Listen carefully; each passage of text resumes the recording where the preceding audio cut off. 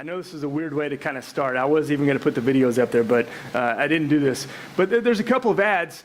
Again, don't write any emails. I'm not condoning this. But I was thinking about some of the ads, and one of the most popular ones, I know it's a great way to start a sermon, but is Bud Light commercials. I know. But I was thinking of one of these. I have a point with this, but I was thinking of some of these ads, and it's the Dilly Dilly commercials. And one of them was... I think it's a wizard coming in there, and he's telling him, he's like, I can give you anything that you want, just your wildest dreams, whatever it is that you want. And the king, they kind of look at each other and like, the Bud Light's just fine. Like that's all they want. And he's confused about it. He's looking at him like, this is it. You can have long life, power, all these different things, and that's all you want. Like, yeah, that's pretty good. That's really all we want. And I was thinking of advertising and how they're playing to us. They're saying, this is what you need. This is what you need to be happy. And then I looked at another one, and this was a Charger commercial, Dodge Charger.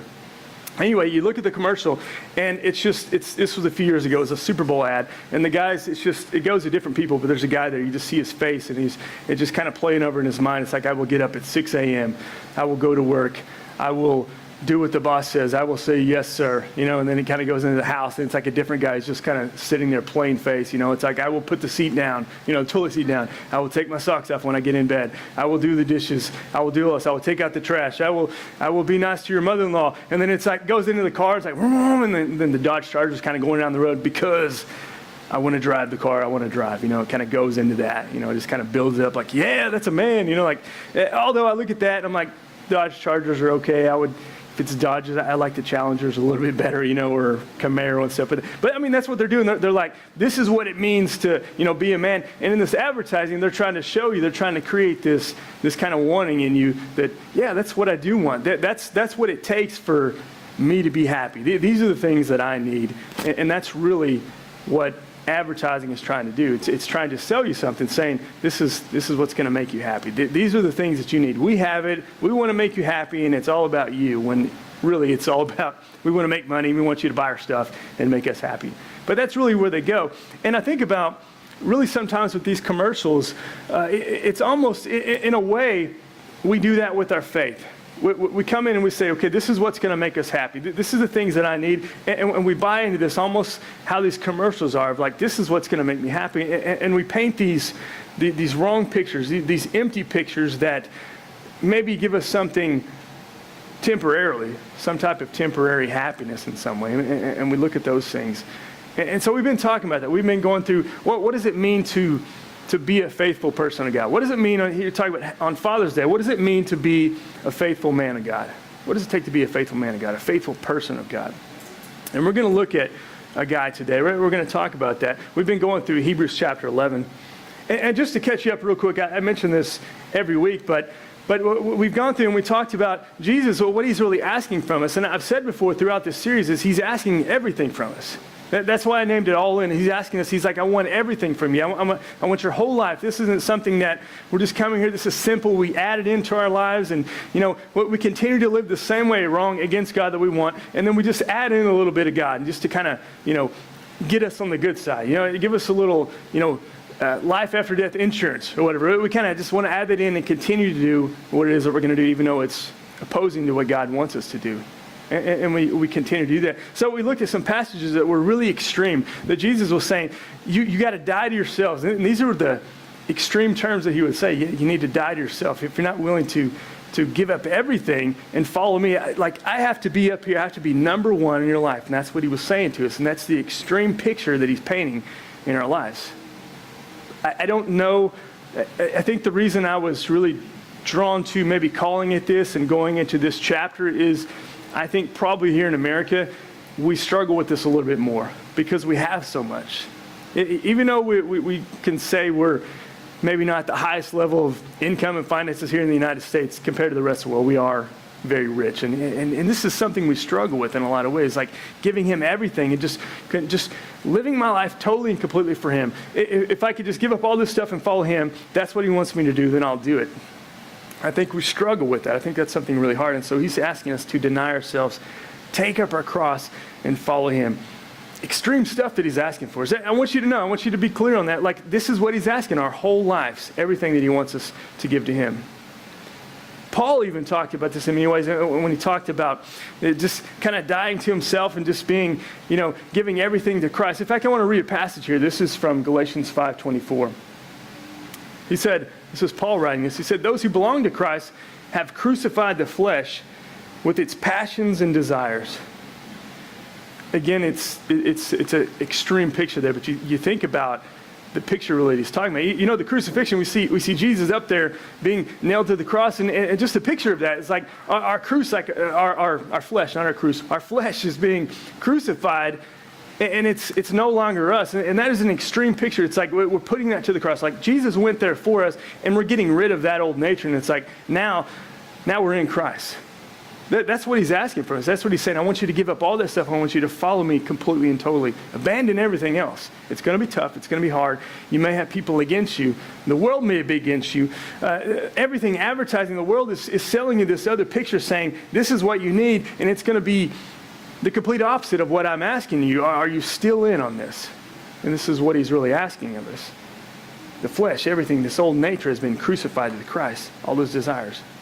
In fact, we read another passage going with extreme here. We read this a couple weeks ago. James chapter 2, verses 18 and 19.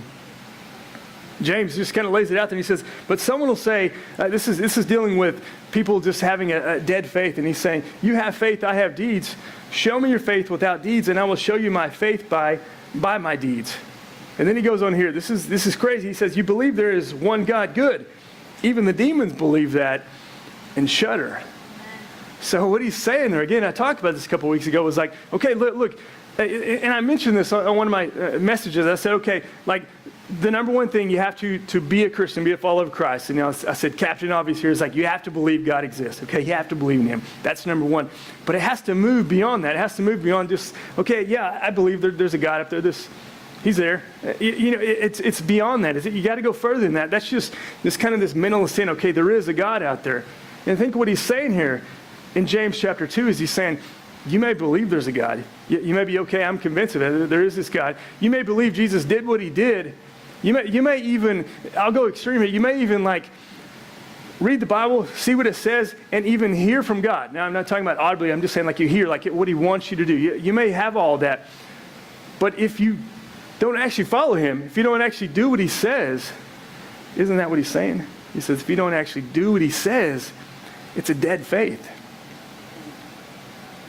It's like, happy Father's Day. Welcome to Sunday morning, right? Like, welcome here. Well, let me go on with this. Before I get in even to the guy I'm going to be talking about, I found this poll that this Christian group that puts out there, and they were just looking at today what people look at as standards of what is extreme. Maybe it was different a while back, but what do people look at as extreme? And I actually have a few slides up here. We still call them slides. I say that sometimes. I don't know. It's not a slide. Up on the TV. I don't know the lingo. Anyway, the first one here is widely considered to be extreme. This is 80% of people consider this to be extreme. Okay, this is going to be bringing in, when they looked at, this was people's view of just everything. This wasn't just like Christians looking at this. This was looking at other religions and just probably secular people. So you're going to see some things in here that you would see in non-Christian religions and then even in Christianity. So 80% of people said extremists use religion to justify violence. We see that probably. We see that on TV. Maybe we don't even have any kind of problems with that. Refuse standard medical care, right? I was thinking I guess that's Tom Cruise and his people, right? In that religion, if you know what I'm talking about there. Refuse someone's service because their lifestyle conflicts with their beliefs. So you see some of these and this is 80% of people. Now look at the next one. Usually considered to be extreme. 50 to 79% of people said you demonstrate outside an organization they feel is immoral. Now you're probably thinking of maybe a Planned Parenthood, and there could be different views on what you think about how to do that. But I'm just saying this is what some of the people are looking at. Next one, preach a religious message in a public place. Like just outside, and I guess in a public place. I don't know if that'd be considered if I was just outside and I was preaching out there, or if we went to a park or something. That's extremely crazy for some people. That's an extreme thing. Attempt to, did I write it wrong up there? Convert, not covert. And like, what's he saying there? I typed these. This wasn't Matt. So I saw this a minute ago and I was like, okay, I'll put in the thing there. My N wasn't working. So attempt to convert others to your faith. And this is what I say like every week. I think we should be doing this. Now, sometimes you look at that and you're like, should we be converting people? No, I think we should. It's like, I want other people to be Christians.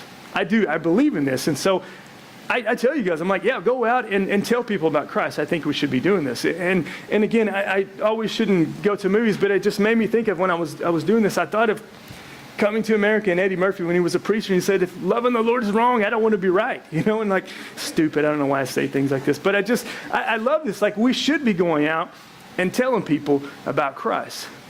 And now some are saying, this is extreme if you say things like this. And here's the last one there, just pray out loud for a stranger. This is viewed by a ton of people as being extreme now.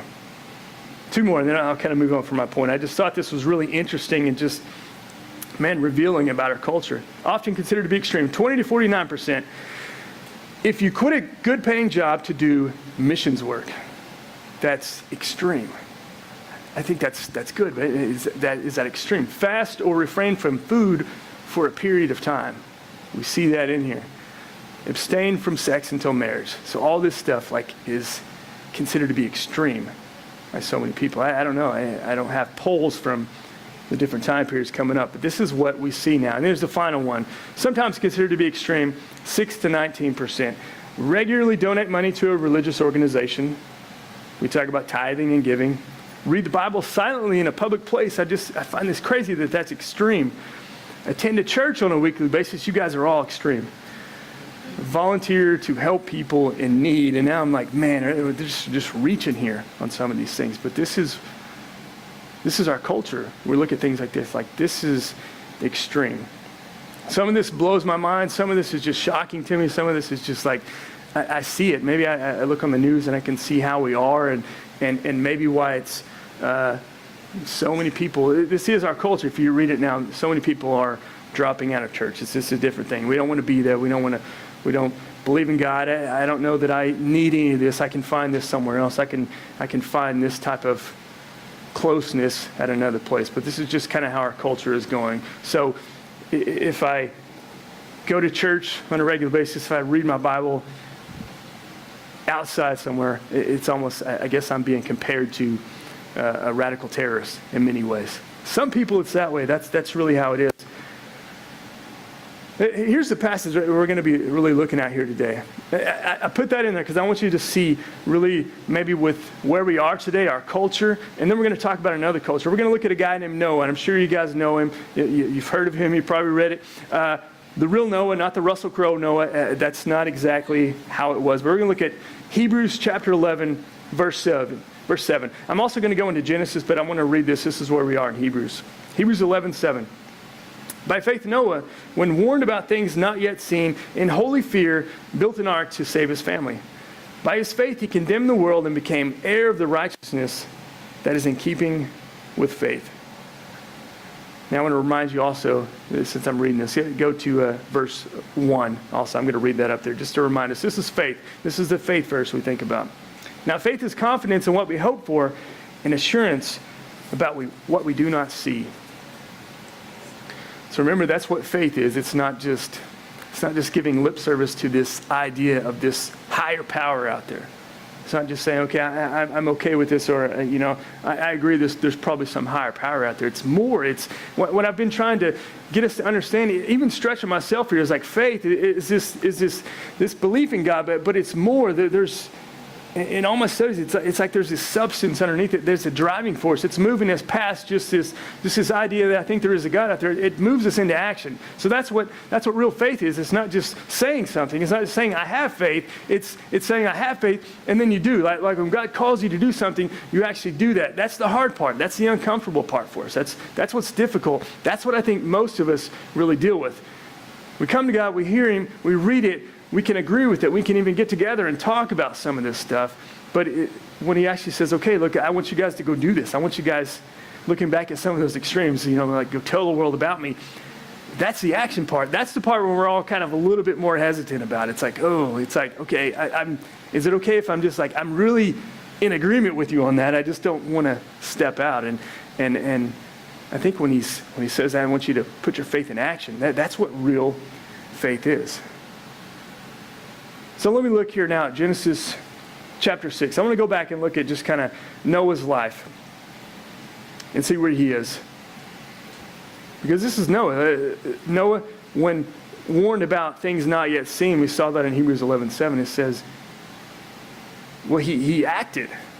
When he was warned about these things, he didn't see. He actually acted. So let's go to Genesis 6, 5 through 8. I want to get this picture. We're not going to read all of that. I encourage you to read the whole Bible. Maybe I should just say, just read the whole Bible. It's really good stuff in there. But I want to read these verses here to see what is happening there in this situation. Verses 5 through 8.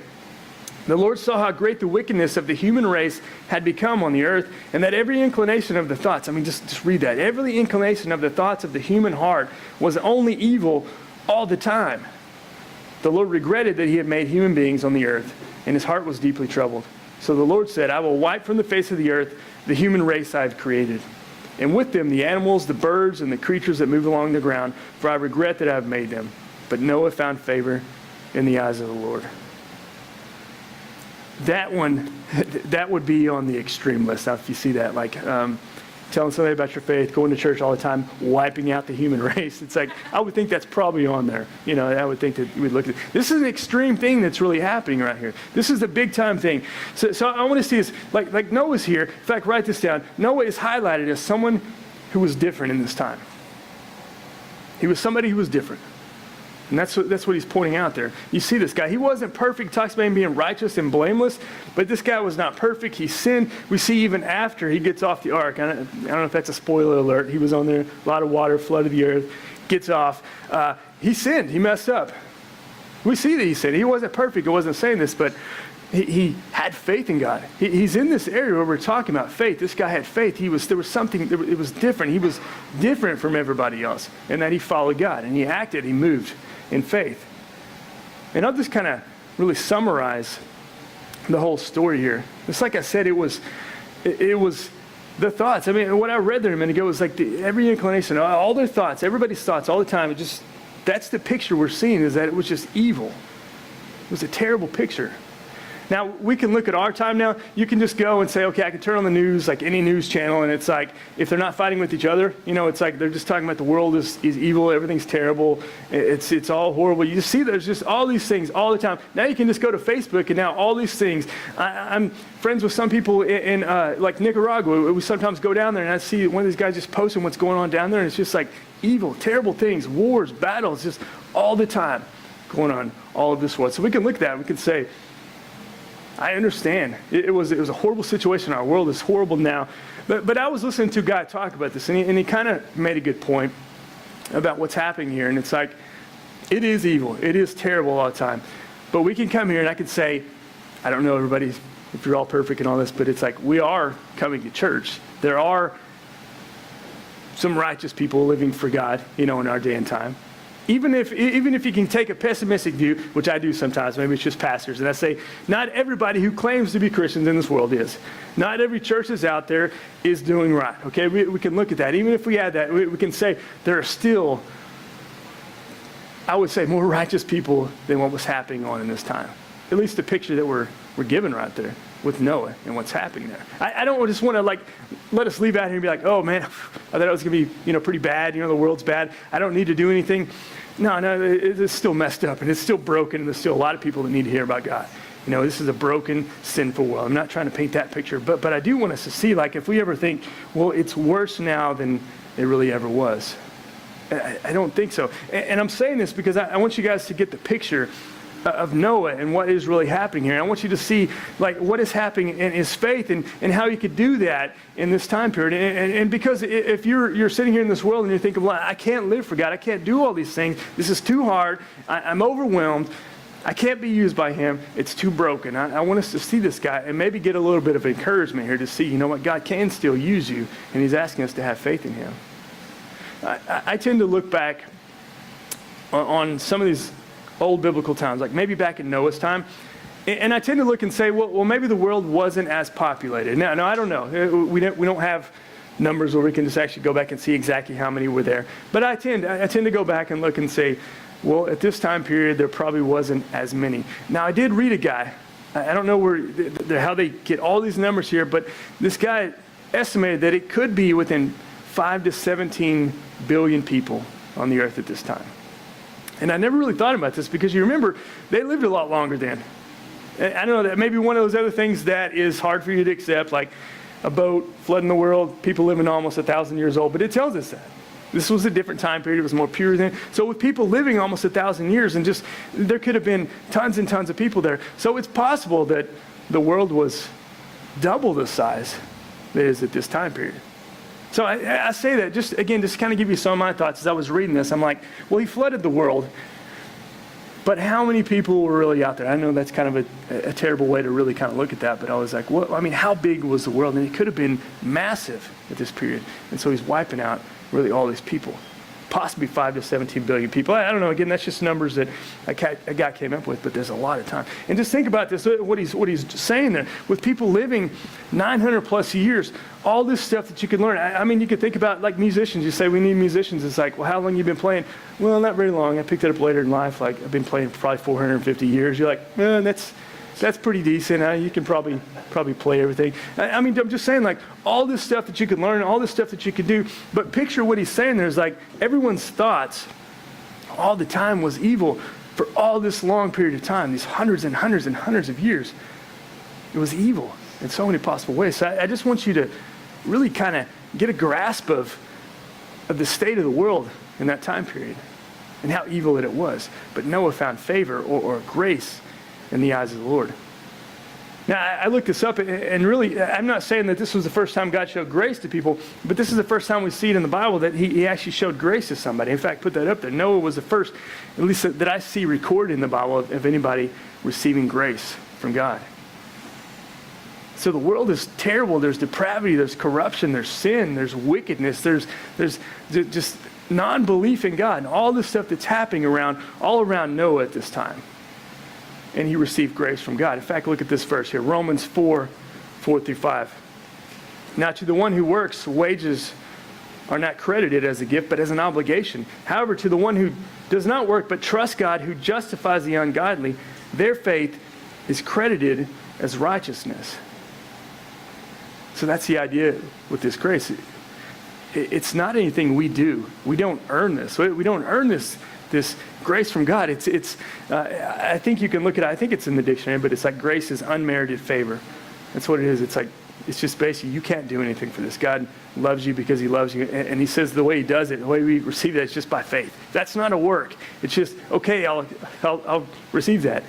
It's not a work. And that's what he did. He received grace from God through all this time. He just had faith in him. He had this active faith and trust in God. He was moved. You know, and I don't have this up here, but in 2 Peter 2:5, Peter calls Noah, speaks about him being this preacher of righteousness. So I just want you I want to picture this situation that is happening in this. Now, I don't know if everybody here, I don't know if you're like just checked out and you're like, I never believed in this story. This is why I don't go to church. I don't know if you'll check in, and I'm telling you, like, this is being told to us as a historical fact. This happened. I'm not even going to try to prove this to you, but I just want you to just be with me on this right now. This was a real thing that happened there. And so this guy is there, and he's going through this really tough time. Now, I don't know, again, there's kind of debate on this, but I think this was, it talks about in there being 120 years. He says, man is, corrupt. His time will be 120 years. Sometimes people look at that and say, well, that's how long that we would live as our age, but people after this live longer than that. It was a little bit later. I tend to be with the ones who look at this and say it was 120 years after God said that this was going to happen that he flooded the earth. Yeah, so stay with me on it. You can disagree with me, but I look at this and I say it was 120 years. So Noah, he's being told, okay, Noah, I'm going to flood the earth. I'm going to wipe out animals, people. This is going to be crazy. This is something that really hasn't happened. And again, we don't really know. We don't know if it had ever rained before at this time. So he's in this very extreme situation, and he's being told, okay, build this massive boat.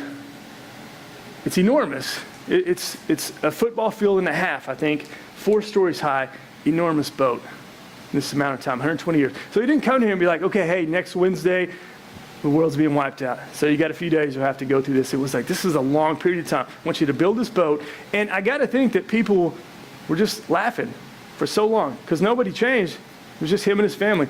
And so people coming, did they see this? Did they know what was going on? Did they make him the butt of jokes? Did all this stuff happen? Did they say, what are you doing? Why are you building this boat? What is rain? I mean, water's over there. It's not right here. What is this guy doing? He's building a big petting zoo, and they're going to float around, and we're all going to be gone. You know what I mean? How was that? How was he going through all this time? And he continued to have faith. In fact, write that down. Noah stayed faithful through all this stuff. All this time, all these things, all this ridicule and all these things, and doing this massive thing. So again, look at faith, and it's like, okay, maybe he heard from God. Maybe you could get to that point. Maybe you're like, okay, God told me to build this crazy boat, and you can come to that place, but you're not really doing this type of faith until you're acting on it, until you're actually doing this. I can't imagine being the only one at that time, and it's like, this is what I'm calling you to do. Are you all in, or are you going to do this? And he did that, but Noah stayed faithful right there. And this is what I would say. I want you to get a picture of God. Look at this verse, 2 Peter 3:9. I want you to get a picture of God here, because through all this time, maybe there had to be times when Noah was like, why is this happening? Why is this taking so long? If it was this long amount of time, why is it taking so long? Because you and I, we could be in those times when we ask God the exact same question. Why are you doing this? Why is this happening? Well, why? Maybe you come to that point and you're like, why don't you just wipe everybody else out? Because this world is evil, it's broken. I'm ready to be with you. Just knock everybody out. Just do this. And this is a verse I would encourage you with to kind of get a picture of God. 2 Peter 3:9. And just talked about a day is like 1,000 years to God. You know, like his timing is not the same as ours. He's got this picture of the world. And it says, the Lord is not slow in keeping his promise, as some understand slowness. Instead, he's patient with you, not wanting anyone to perish, but everyone to come to repentance. And maybe we need to read that. I need to read that sometimes. You know, just like, man, it's just a broken world. People are terrible, you know, sinful, and it's as if I'm not, as if I'm perfect, and I'm up here, and it's like, if they were just like me. You know, sometimes we need to read this and remember how patient and loving God is. And we're called to have that same type of heart, to go out and reach people, to step out there. That's what I see here with Noah and God working through him. I even see a picture of, like with Jesus in this. It's like with the boat, there was a guy even kind of pointing this out. It's like, maybe with the one door, like one entrance, it's the same way. You look at Jesus and it's like, he is the only way. You look at that and you see the picture, like there was only one way in this, and they could get on, there's only one way through Jesus. I know that's extreme. I know that's hard. And I know we want to like soften that a little bit, but I want everybody to come to know God as well. But it's like, this is what he said. There's one way, and it's through Jesus. And I think that's the picture we see right there. Maybe some of these guys were like, that's okay. No, I don't really want to get on this behemoth of a boat. You know, it's crazy with all those animals and stinking. I don't want to, no, I heard there's a guy coming with a speedboat later, you know, and I'll ride with him. That's okay, you know, and maybe making fun of him. And it's like, there is no other way. It is only through Jesus. And I think that's the picture we see here with God speaking to Noah, and how it is with us here today. I'll remind us of Hebrews 11:7. I don't think I put it back up here, but it said, by faith Noah, when warned about things not yet seen, in holy fear built an ark to save his family. He hadn't seen things yet, but he trusted in God. Guys, it's Father's Day. What does it mean to be a man of God? What does it mean to be a person of God? And we've been trying to talk about this throughout this series, and it takes faith. I'm even trying to describe that. I'm trying to picture it like, well, what is faith? And it's this act of faith. That's what we see all the time. It's not just words. That is what we deal with. That's what I've dealt with so much, I think, in my life. I think all Christians, like we have to follow him in faith. It has to be an active step of faith. It's not just saying some words.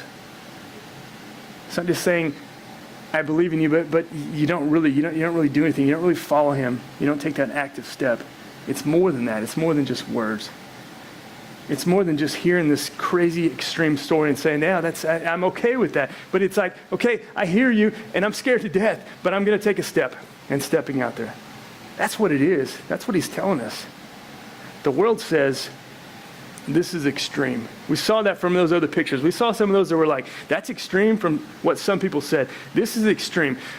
Living for God completely and totally is extreme. It's beginning to be, I think it's beginning to be more and more hard in our country to fully live for him in this way, the way that God wants us to. It's easier and easier for us, even in the church, maybe maybe just making churches. It's easier and easier for us to just soften it all and just make it a country club, and we just come together and just help each other. We should be helping each other, but just kind of soften what that really means. It's easier and easier for us to do that. This is extreme. And so I think he's really just asking us is what are you going to do? What are you going to do with my message? What are you going to do with what I'm calling you to do, to die to yourself, to live completely for me? This world is temporary. This is not all there is. There is an eternity, and I think we forget about that. And he says, this is what I'm calling you guys to do right now. Let me just end with this thought here. There's something unsafe, but on the other hand, I would say safe, when you're right in the middle of God's will for your life. I hope that kind of makes sense. There's something unsafe about it. You know, when you think about it, in our world, in our day and time, and what it means to be successful and living here and having friends, and in some parts of the world, just being alive.